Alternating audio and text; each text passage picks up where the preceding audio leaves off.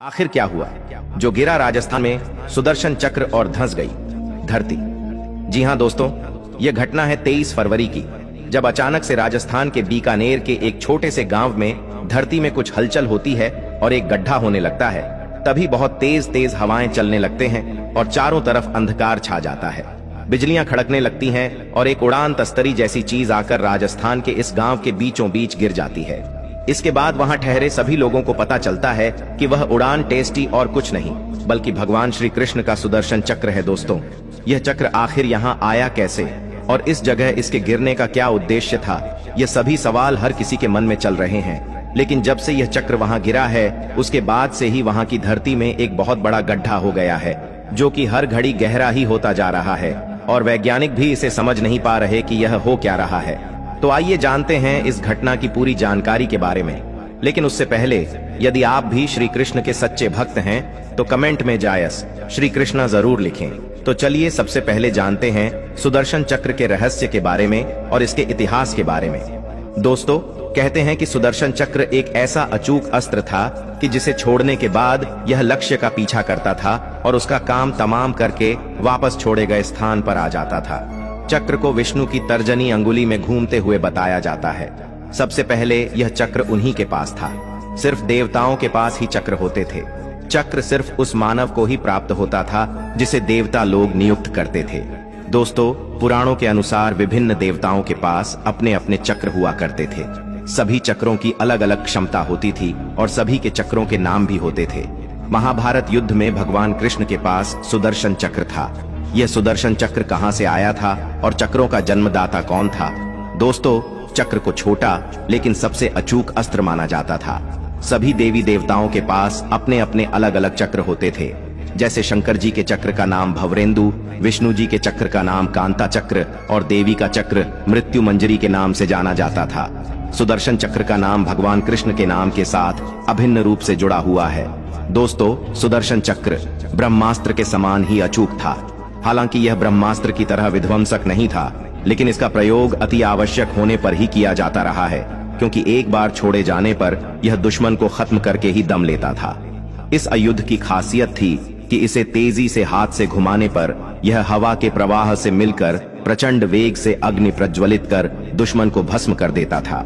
यह अत्यंत सुंदर, तीव्रगामी, तुरंत संचालित होने वाला एक भयानक अस्त्र था। दोस्तों, परमाणु बम के समान ही सुदर्शन चक्र के विज्ञान को भी अत्यंत गुप्त रखा गया है। गोपनीयता इसलिए रखी गई होगी कि इस अमोघ अस्त्र की जानकारी देवताओं को छोड़ दूसरों को न लग जाए, अन्यथा अयोग्य और गैर जिम्मेदार लोगों द्वारा इसका दुरुपयोग हो सकता था। यह चांदी की शलाकाओं से निर्मित था। इसकी ऊपरी और निचली सतहों पर लौह शूल लगे हुए थे। इसके साथ ही इसमें अत्यंत विषैले किस्म के विष थे, जिसे द्विमुखी पैनी छुरियों में रखा जाता था। इन पैनी छुरियों का भी उपयोग किया जाता था। इसके नाम से ही विपक्षी सेना में मौत का भय छा जाता था। यह खुद जितना रहस्यमय है उतना ही इसका निर्माण और संचालन भी। प्राचीन और प्रामाणिक शास्त्रों के अनुसार सुदर्शन चक्र का निर्माण भगवान विष्णु ने नहीं बल्कि भगवान शिव ने किया था। सुदर्शन चक्र के निर्माण के बाद शिव जी ने यह चक्र भगवान विष्णु को सौंप दिया था। इस संबंध में शिव पुराण में उल्लेख है कि एक बार जब दैत्यों के अत्याचार बहुत बढ़ गया था, तब सभी देवता श्री हरि विष्णु के पास आए और असुरों के संहार की गुहार लगाई। तब भगवान विष्णु ने कैलाश पर्वत पर जाकर भगवान शिव की विधिपूर्वक आराधना की थी और वे 1000 नामों से शिव की स्तुति करने लगे। वे प्रत्येक नाम पर एक कमल पुष्प भगवान शिव को चढ़ाते थे। तब भगवान शंकर ने विष्णु की परीक्षा लेने के लिए उनके द्वारा लाए 1000 कमल में से एक कमल का फूल छिपा दिया था और भगवान शिव की माया के कारण भगवान विष्णु को यह पता नहीं चला था। एक फूल कम होने पर भगवान विष्णु उस एक फूल को ढूंढने लगे। बहुत कोशिश करने के बाद भी वह फूल नहीं मिला। तब विष्णु ने एक फूल की पूर्ति के लिए अपना एक नेत्र निकालकर शिव को अर्पित कर दिए। दोस्तों, भगवान विष्णु ने तो अपने नेत्र अर्पित कर दिए, लेकिन भगवान विष्णु की भक्ति देखकर भगवान शंकर बहुत प्रसन्न हुए और भगवान शंकर श्री हरि के समक्ष प्रकट होकर वरदान मांगने के लिए कहा। तब विष्णु ने दैत्यों के संहार के लिए उनसे अजेय शस्त्र का वरदान मांगा। इस पर भगवान शंकर ने भगवान विष्णु को सुदर्शन चक्र प्रदान किया। सुदर्शन चक्र पाने के बाद विष्णु ने उस चक्र से दैत्यों का संहार कर दिया। इस प्रकार देवताओं को दैत्यों से मुक्ति मिली तथा सुदर्शन चक्र उनके स्वरूप के साथ सदैव के लिए जुड़ गया। इसके बाद भगवान विष्णु ने आवश्यकता पड़ने पर सुदर्शन चक्र को देवी पार्वती को प्रदान कर दिया था, जिसके बाद कई देवी देवताओं से विचरित होते हुए सुदर्शन चक्र भगवान परशुराम के पास से श्री कृष्ण को प्राप्त हुआ।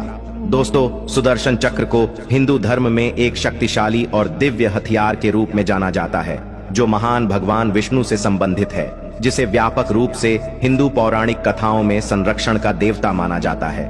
दोस्तों, इसमें 2 घूमने वाली डिस्कें होती हैं, जिनमें से प्रत्येक अपने किनारों पर 10 लाख से अधिक तेज स्पाइक्स से सजी होती है, जो विपरीत दिशाओं में घूमती हैं। सभी हथियारों में सुदर्शन चक्र विशेष रूप से अद्वितीय है, क्योंकि यह सदैव गतिशील रहता है। इस दिव्य और विशेष चक्र के निर्माण के बारे में दिलचस्प किंवदंतियां हैं। भगवान कृष्ण का सुदर्शन चक्र उन्हें किसी ने नहीं दिया था।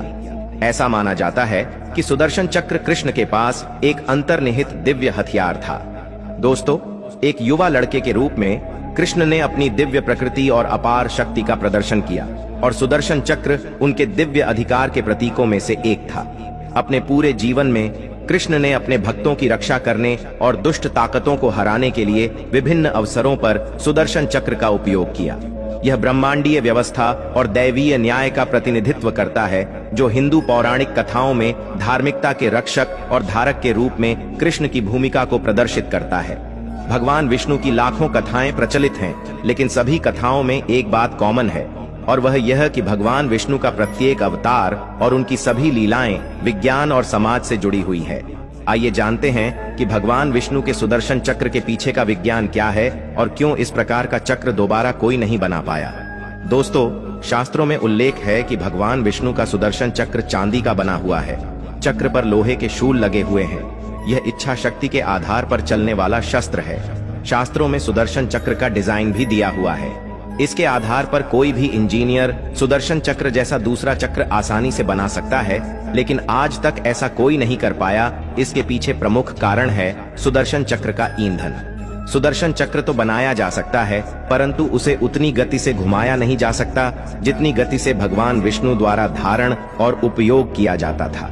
शास्त्रों में इस बात का स्पष्ट उल्लेख है कि सुदर्शन चक्र को संचालित करने के लिए न्यूक्लियर फ्यूजन का उपयोग किया जाता है, जो प्रकृति में मात्र सूर्य के अंदर होता है।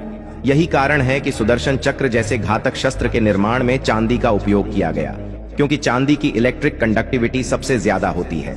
हमारा विज्ञान इतना तो संपन्न हो गया कि चांदी और लोहे का उपयोग करते हुए हूबहू सुदर्शन चक्र बना देगा, और उसे इच्छा शक्ति के आधार पर कहीं पर भी भेजा जा सकता है और वापस बुलाया जा सकता है।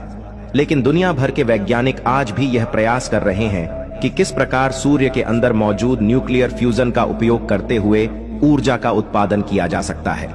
तो दोस्तों, इस चीज से पता चलता है कि किस प्रकार से सुदर्शन चक्र का निर्माण हुआ और यह श्री कृष्ण के हाथों में आया। तो चलिए अब आपको इस घटना की जानकारी बताते हैं। 33 अप्रैल की वह रात जब संपूर्ण विश्व में खुशी का माहौल था और भारत में हनुमान जयंती का अवसर था, सभी बहुत खुश थे। इसी बीच बहुत से भक्त राजस्थान के मेहंदीपुर बालाजी मंदिर भी जा रहे थे प्रभु के दर्शन करने के लिए। तब वहां से गुजरते हुए कुछ लोगों ने जब सुदर्शन चक्र को देखा तो किसी ने यह कल्पना ही नहीं कि सच में सुदर्शन चक्र, परंतु बाद में जब उस चक्र को ध्यान से देखा गया तो उसकी तुलना श्री कृष्ण के सुदर्शन चक्र से की गई। दोस्तों, इस गड्ढे से लोग कलयुग के अंत का भी अनुमान लगा रहे हैं। लोगों का कहना है कि शायद यह छेद इसी तरह से बढ़ता जाएगा और पूरी पृथ्वी को अपने अंदर ही समाहित कर लेगा। परंतु वहीं वैज्ञानिक तौर पर यह अनुमान लगाया गया है कि यह गड्ढा जिस जगह पर हो रहा है, यहाँ किसी जमाने में एक कुआं हुआ करता था, जिसके चलते यह गड्ढा अब अपनी जगह पूर्णतः कुएं के रूप में बना रहा है। तो मित्रों, आशा करते हैं आपको यह जानकारी अच्छी लगी हो, तो चैनल को सब्सक्राइब करें, वीडियो को लाइक करें और हमसे जुड़े रहें। धन्यवाद।